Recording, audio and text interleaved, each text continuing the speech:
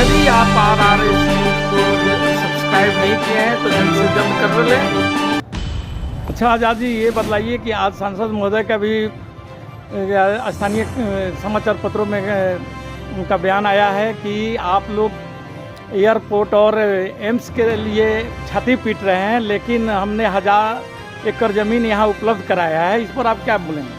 देखिए, सिर्फ और सिर्फ हमारे माननीय महोदय यही बता दे, एम्स और एयरपोर्ट पे बात करें ना, आप इधर उधर की बात ना कर, बता तो कारवां लुटा क्यों, इतना ही बात है। एयरपोर्ट और एम्स की बात करें, आप लोगों ने कहा कि 1000 एकड़ ज़मीन हम दे दिए, फलाना दे दिए, आइटम का ऐसे कर दर्जा किए, सब मालूम है क्या आइटम का IIT का दर्जा दिलाने वाले कौन लोग हैं और बिजली कारखाना खुलवाने वाले कौन थे, आपकी क्या प्राथमिकता थी।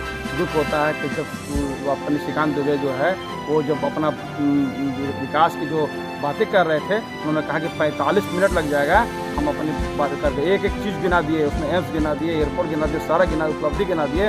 आप गिनाने का कुछ नहीं है, आप किसी के लिए इधर उधर की बात करते हैं।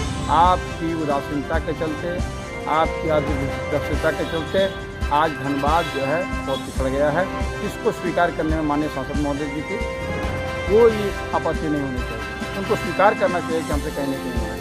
मैं कहता हूँ कि यदि ज़मीन नहीं मिला, एक बात वो कह रहे हैं कि ज़मीन सरकार ने नहीं दी, यदि ज़मीन सरकार ने नहीं दी तो आपको बजाते प्रेस कॉन्फ्रेंस करना चाहिए। आप बड़े प्रचंड बहुमत से लगातार यहाँ जीत रहे हैं, आप लोगों का समूह जुगाड़ करते हैं, आंदोलन करने के लिए लोग कहते हैं, आपने ऐसा नहीं किया। अब जब चला गया तब लकीर पीट रहे हैं कि सरकार ने ज़मीन नहीं दिया। आप क्यों नहीं उस वक्त में बात को पब्लिक डोमेन में लाएं? सरकार ज़मीन नहीं दे रही, देखिए हम लोग एम्स चला जाएगा, एयरपोर्ट चला जाएगा, ज़मीन के नहीं देने की वजह से। ये बात आपने पहल नहीं की। अब ये बात बोलने से जैसे सांप चला जाता है तो डंडा पीटने से कोई फ़ायदा नहीं है, वो आप वही चरितार्थ हो रहा है। अब आप क्या चाहते हैं उनसे, सांसद से आप क्या चाह रहे हैं? वे तो बोल रहे हैं कि हम एयरपोर्ट के और एम्स के लिए मांग करेंगे।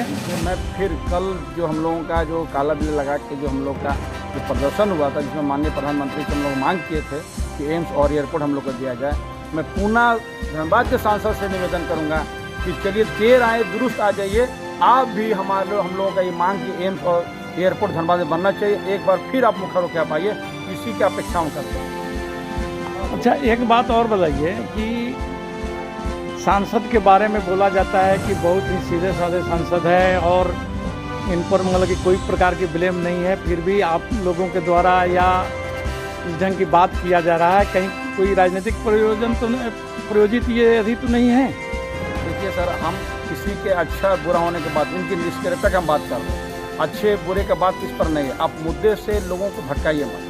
मैं नहीं कर रहा हूँ कि मेरा सांसद किस तरह का अपराधी है या कुछ, मैं ये तो बात कभी नहीं लाया। मैं ये कह रहा हूँ कि उनकी निष्क्रियता और उसकी उदासीनता की वजह से धनबाद से बड़ा पैमाने पे एयरपोर्ट का चले जाना, एम्स का चले जाना बहुत बड़ी दुखद और बड़ी घटना है। इससे धनबाद का विकास का सर्वांगीण विकास का एक बहुत बड़ा राज चला गया हम लोगों के पास। हमें यही कहना है माननीय सांसद महोदय जी, हम फिर निवेदन करते हैं कि आप भी हम लोगों का मांग जो है एयरपोर्ट और ये आप भी रखिए, और कम से कम एक तो चिट्ठी कम से कम सांसद अपना प्रधानमंत्री को लिख देते हैं, पार्लियामेंट में कह तो देते हैं। आपके पास वो व्यवस्था है, आप जिस पार्टी से बड़ी पार्टी से बिलोंग करते हैं, आप कितना दिन सांसद विधायक है, अगर सरकार नहीं दी थी आप पब्लिक को डोमेन में लाते, प्रेस कॉन्फ्रेंस करते, आंदोलन करते हैं। आप ऐसा नहीं करके अब आप क्यों कह रहे हैं कि हमको ज़मीन नहीं मिला? अब इसका क्या औचित्य है? आप बुरी तरह फंस चुके हैं, पर्दाफाश हो चुका है, अब लोग ट्रोल कर रहा है तो आप इसके बारे में कह रहे हैं, ये न्याय संगत नहीं है। आगे आपका क्या फर्दर प्रोग्राम है? देखिए, अभी तो हम लोगों का मांग है, हम लोग कल प्रधानमंत्री को चिट्ठी लिखा है और हम लोग भी बात कर रहे हैं, कई लोगों का हम लोग का प्रोग्राम बनेगा, आज प्रचार अभियान चलाएगा और हम लोग बहुत जल्द धनबाद का कुछ लोगों के साथ में दिल्ली में जंतर मंतर में धरना देने का प्रोग्राम हम लोग का बन रहा है। अगर उसमें होगा तो हम लोग जंतर मंतर जाएंगे और एम्स और एयरपोर्ट के लिए धनबाद के हिस्से का हम लोग को मिलना चाहिए।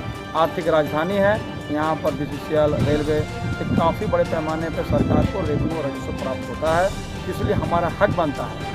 BCCL के द्वारा होने वाला पोल्यूशन, उसके जहरीली गैस से हम लोग यहाँ बीमार होते हैं, हम लोग को तरह हम लोग लंग्स में, हम लोग को फेफड़ा में, ये सारा चीज़ में, हम लोगों का लीवर में, समझ गए, इस तरह के आँख के हम लोग तब बीमारी से यहाँ परेशान है।